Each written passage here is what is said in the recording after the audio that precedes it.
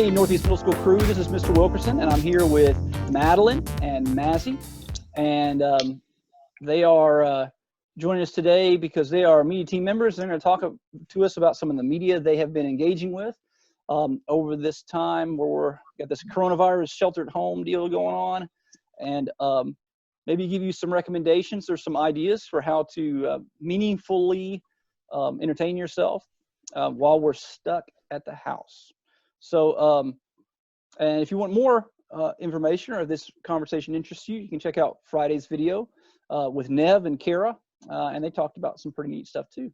So, Mazzy, why don't you start us off? What kind of media have you been engaging with while we're on break?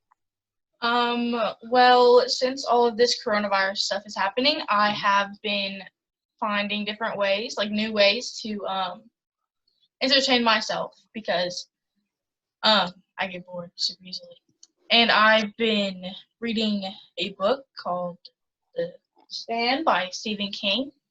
And it's really about, like, what's happening right now. Well, it's not based off of it, but it's kind of like storylines. I've also been embroidering.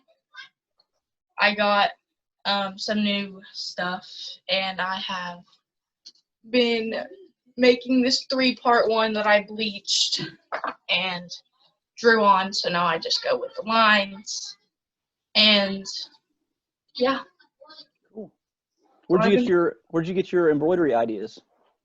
I was just on Pinterest and it looked cool, so I got like a kit off Amazon and it showed me what to do.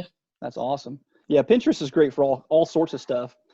You know, teachers love Pinterest. We get lots of bulletin board ideas, and I get lots of library ideas from Pinterest too.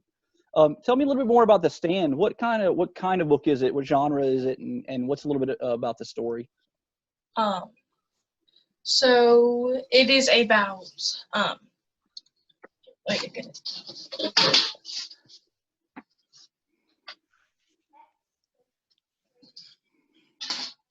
It's by Stephen King, so it's horror. It's like scary. It's very big. And that scares me. And so it's scare number one. Yeah. And it's about an apocalypse type thing where a bunch of people start dying. And it really gives like flashbacks in and out of like the time during a plague that is just out of nowhere, like the coronavirus. So that makes it extra scary. That it has some applications to modern day. Awesome, kiddo. Well, Maddie, you got something to share with us? I have what I've been doing at home because I recently moved to a new house and we haven't gotten internet. So I have about maybe 1 or 2 bars of data if I'm lucky, maybe 2. So I've tried to get on social media to stay in contact with my family and my friends.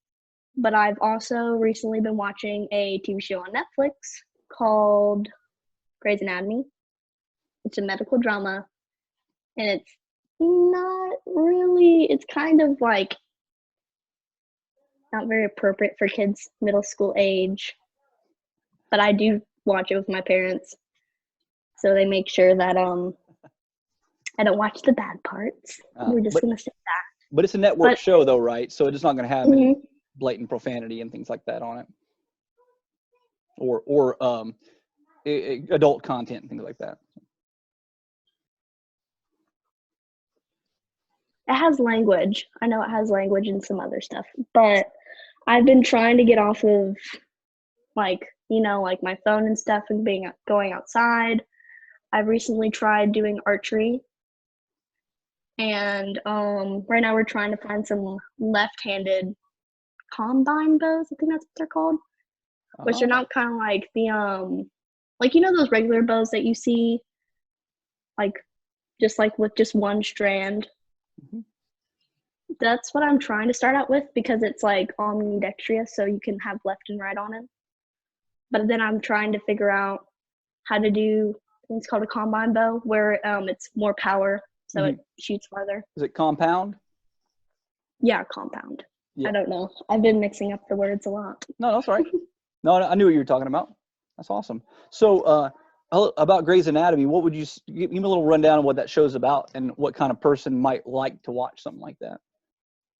It's a medical drama, so of course there's going to be like blood and stuff. So it goes down, basically there's different cases that they're going through, and it basically starts out in season 1 about these 4 main characters, and they're going through them.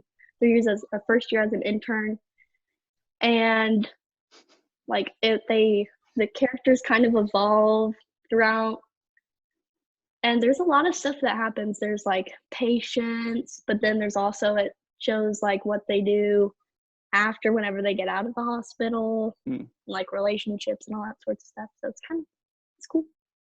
That's awesome. Pretty interesting. Yes, it's pretty neat how because of streaming video and a lot of shows that were popular, 10, 12, 15 years ago, they're getting picked up by Netflix and Hulu and Amazon. And so they're being rediscovered by a whole nother group of people that weren't around, when that show was originally on. I know that's the case. One of my favorite shows. What's that? Grey's Anatomy, it started in 2005, which is. Yeah, that's a hot minute ago. That's been a bit. Another show that's really enjoys a lot of online streaming traffic, or a few shows: Friends, Seinfeld. What's another one there was one that just got picked up that was huge. I know one show I used to like to watch a lot on Netflix was Scrubs. So it's another, as a medical comedy, and it's kind of loosely, like, it's almost spoofing stuff like ER and Grey's Anatomy. And it's hilarious. It's one of my favorite shows of all time, is Scrubs. But yeah, anything else you guys wanted to share with everybody? Julio. Well, guys, I can't thank you enough for your time, and we'll wrap up our conversation there. And guys that are watching, if you have anything that is really sparking your interest right now, you've been really liking a show, a book, a video game, a YouTube channel that you would really highly recommend to other students in Northeast Middle, please, by all means, post them up in the comments, and don't forget to like us and give us a shout out. All right, guys. Thanks, Maddie. Thanks, Mazzy. I appreciate you guys so much. And we'll have this up shortly. Bye.